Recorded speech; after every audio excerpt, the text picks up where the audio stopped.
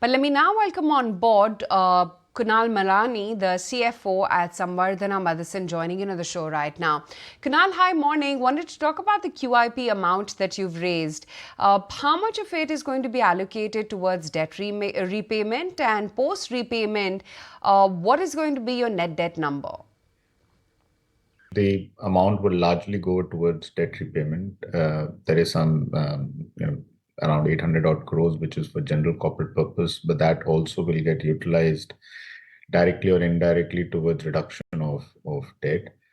And hence, at an aggregate level, the whole amount will actually reduce our net debt to somewhere around if I look at Q1 results, it will result in the 13,500 crores to come down to around about 6,000 crores. So overall, I think this number should look more like 0.6, 0.7 times net debt to EBITDA using Q1 numbers. Right. And how is it that you anticipate your debt reduction is going to impact your margins, particularly in terms of, reducing interest outflow and boosting profitability? Look, our average cost of debt is around about, let's say around about 5.5, 6 odd %. So that's the corresponding reduction in interest cost that we may see in the short term. Having said so, the capital raise was not towards necessarily paying down the debt as the intent. The intent was to fortify the balance sheet. By fortifying the balance sheet, we are able to give a signal to all our customers that we are ready for any incremental opportunities. As you know, the automotive world today has some challenges, especially in the Western world, and in this chaos lies the opportunity. And hence, we do anticipate a fair amount of opportunities to flow in from an automotive perspective. At the same time, you started seeing some of the incremental growth that we have, delivered in our non-automotive part of our business. If you look at aerospace as an example, we started with Sim Tools. We now get ADI Industries, which has just been closed in May, while early days, but reality is we should be seeing a lot more of similar opportunities kick in for us as well. Consumer electronics, large, organic CAPEX that we are setting up there. In fact, our largest facility ever that we have set up. And that trajectory may be seeing a very sharp ramp up as we go ahead, which should again aid well with our fortified balance sheet that we can capture some of the incremental opportunities as we journey down that path. Same story in health and medical, where our new facility is kickstarting sometime in next quarter. And hence, overall, there seems to be a bundling up of a lot of these opportunities at the same point in time. Hence, our thought was, let's fortify the balance sheet, and hence we are able to go after these opportunities parallelly, rather than making choices around it, because there are different set of customers as well. So that was the thought behind really doing this QIP. Right. You've consistently expressed confidence in managing your debt via cash flows. What has changed now that prompted you to raise funds for repayment via this QIP route? Look, as I mentioned, ours is a reactive strategy, right? We wait for the customers to highlight to us what's the set of opportunities that we should consider, whether organic or inorganic. So for them to even provide these opportunities to us, the fact is they would be looking at our balance sheet to assess how we are in comparison to some of the other maybe solution providers that also exist. Don't know who else they talk to, but this provides a good signal to them to be able to say, hey, these guys can look at ABC kind of opportunities. And we do anticipate the size of these opportunities to be also increasing as we journey down, specifically between 25 to 27, given how, the free money that was doled out during COVID, much of that has to get refinanced in that time span as well.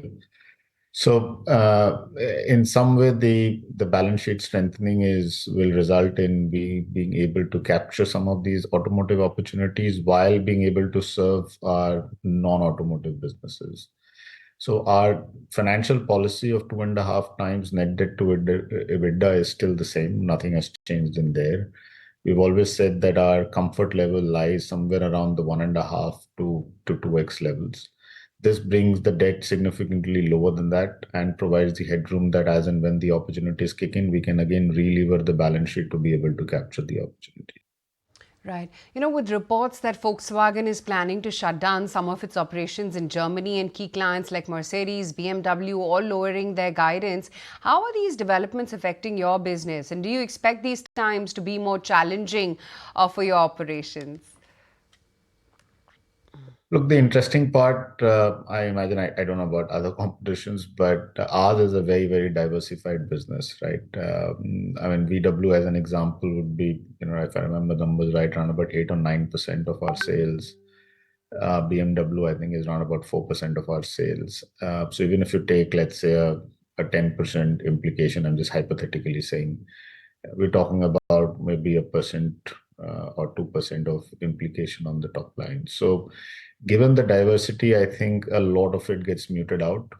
Plus, there are other pieces of the puzzle that, or other customers, which would be actually increasing their sales as well. So at an aggregate level, we would have a reflection of the industry per se, along with the fact that a lot of content flows into our product lines and premiumization trend continues to play out, which should again aid towards we still being able to outperform the industry.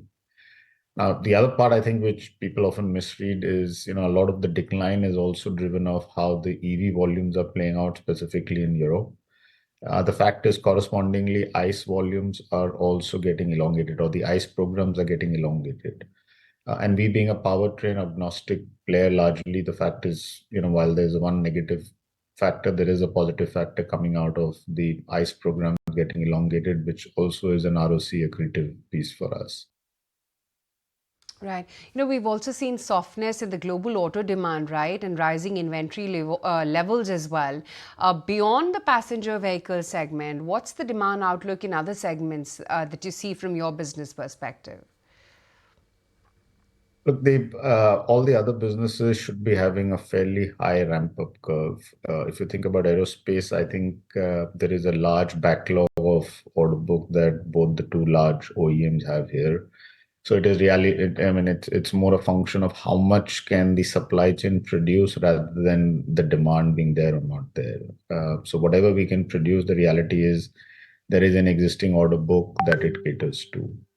If you look at consumer electronics, nascent right now, again, the fact remains whatever that the supply chain can produce, I'm sure the customers are more than willing to pick that up. So it's again a function of how much can be produced rather than a function of demand.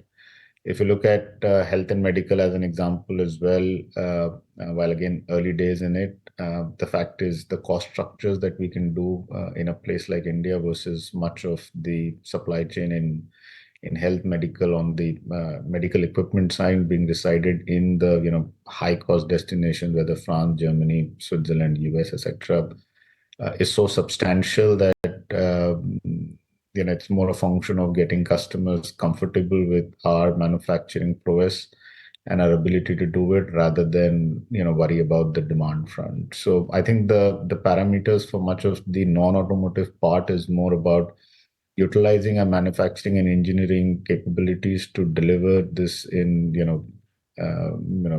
making global standards sitting out of India potentially or other parts of the world. And there is no dearth of how much can we do. It's more a function of consumers accepting it, and the more the supply chain can get aligned towards it, the more we can sell. Right. Just stay with us. I'm going to quickly ask my producer to bring in the intraday graph of both the Nifty and the Sensex. While we're still away from that 26K mark, we've made it to an all-time high. And it's a little tentative because, we started off on a much somber note. We've picked up from there. While metals, of course, is the leading sector today, you can see Bharti, HDFC Bank, Tata Consumer, ONGC, L&T, Reliance ICICI Bank as well picking up, and as is the case with some of the IT bellwethers too. So let's see where the rest of the trading day actually takes us. Maybe, who knows, even after this quiet start, we do make it to that 26K mark today itself. But that's that. Metals, of course, is your leading trend today. Kunal, just getting back to you, Ford reportedly planned to re-enter the Indian market as well, and you're already a supplier there. Are there ongoing talks with their management, and how optimistic are you about getting them on your client roster for your India operations? Look, Ford is part of our global customer base, but specifically on specific situations, we would not like to talk about. I mean, each of them are confidential in nature, and so we would want to avoid any specific conversations, please. Could you also provide us an update on your ongoing CAPEX plans, particularly when it comes to aerospace components and how your Indian plans are progressing in supporting product lines by the second half of the fiscal? Our two new facilities are coming up on the aerospace side. Our overall CAPEX guidance remains the same, which is 5,000 plus minus 10%. We are relooking at it as we move through Q2, and we'll come out with any revisions that we may require around it. Keeping in perspective also the automotive environment, keeping in perspective how we see the rollout of the non-automotive piece comes out. So, but right now, I think it is 5,000 plus minus 10% is what we anticipate to do. Aerospace order books reached on the sim tool side 475 million. The ADI Industries, while new entity acquired only in May, I think its order book is slightly less than $1 billion. So overall, I think it's a fairly large construct of an order book that we have. It's again more a function of how quickly can we ramp up some of our facilities and be able to supply them. Right, Kunal, so good having you on the show today. Thank you for taking the time out. If you like this video, then like, share and subscribe to ET Now.